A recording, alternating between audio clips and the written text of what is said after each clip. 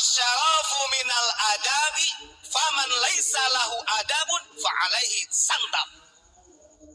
Itu kata Hasyim Asy'ari, dan itu langsung sami ayah didengar oleh Kiai Haji Jazuli.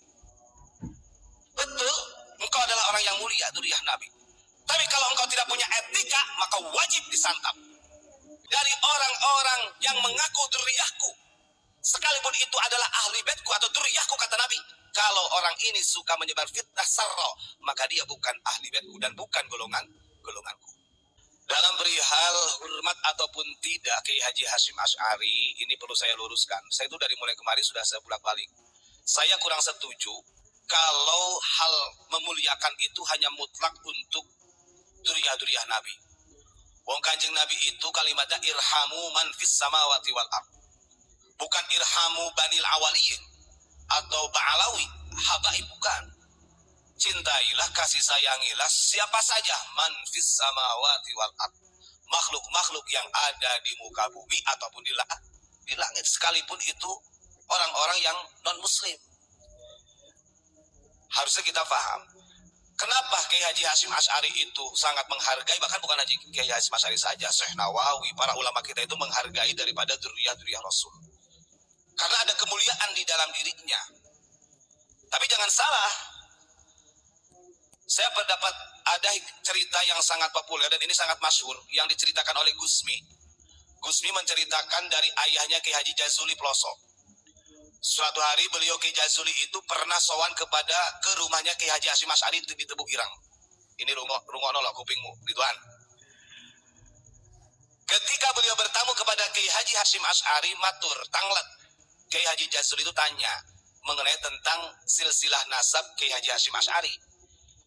Ngapunten hadratus Syekh, kulo ajeng tanglet jenengan niku nasabnya sampai kemana jalur ke Rasulullahnya. Belum sempat Kiai Haji Hasyim Asy'ari itu menjawab, ujuk-ujuk Selonong Boy datang, seorang habaib pada waktu itu. Dia masuk, padahal itu lagi pertemuan, artinya privat, khusus. Masuk, yang gak dihiraukan sama Kiai Haji Hasyim Asy'ari, dibiarin aja, lanjut saja ngobrol dengan Kiai Haji Jazuli. Yang pada akhirnya si habaib tersebut kesal. Kiai, jenengan iku pripun? Ana minal habaib.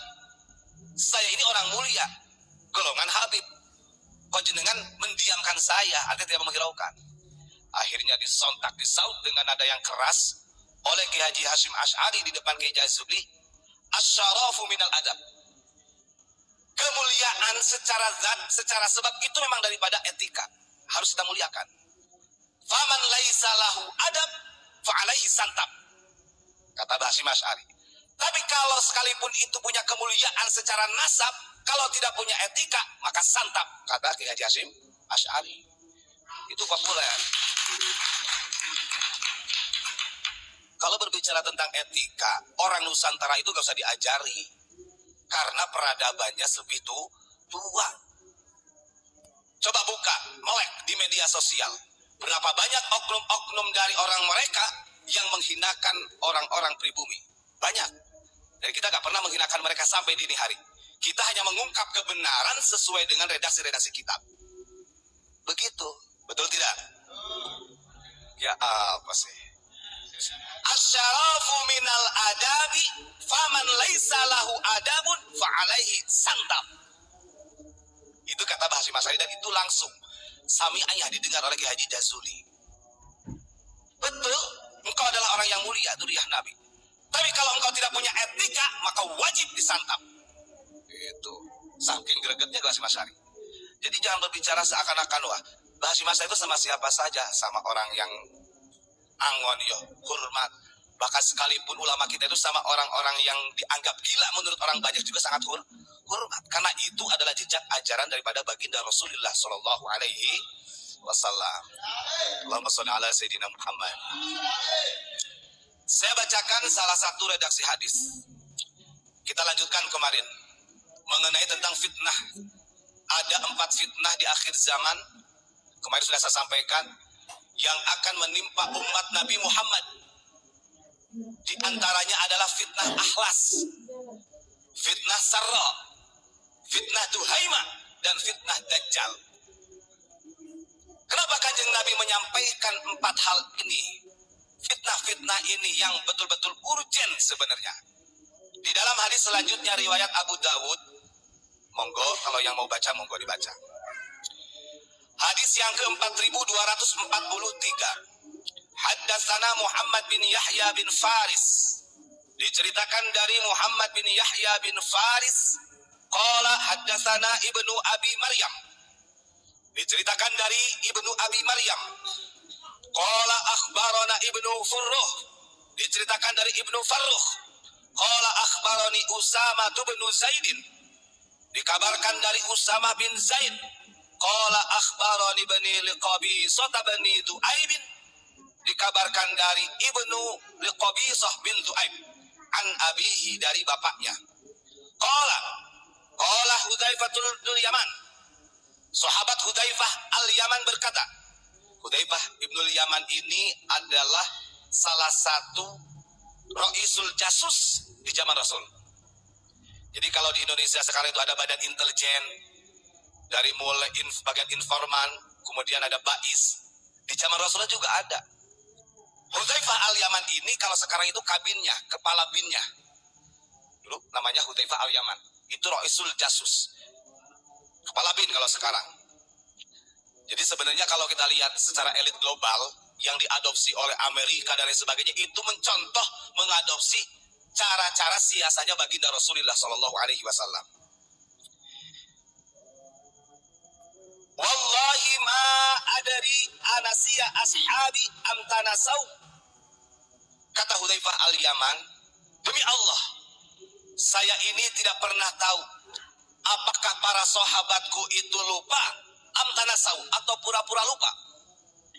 Wallahi ma taraka Rasulullah sallallahu alaihi wasallam min qa'id fitnatin ila an tanqadiyad dunya yablughu man ma'ahu 300 fasa'idan illa qad sammahu lana bi ismihi wasmi abihi wasmi qabilatihi. Ini lanjutan. Sebelum saya terjemahkan, kemarin kan dijelaskan begini, fitnah sarro itu keluarnya itu dari kelompok seseorang min ahli baiti, kata Nabi. Saya ulangi kembali. Jadi fitnah sarro itu fitnah bermegah-megahan, at-tana'um, serba ada, dan pengikutnya banyak, Pak. Fitnah sarro itu hebatnya lagi, orang-orang seperti ini diikuti oleh orang banyak.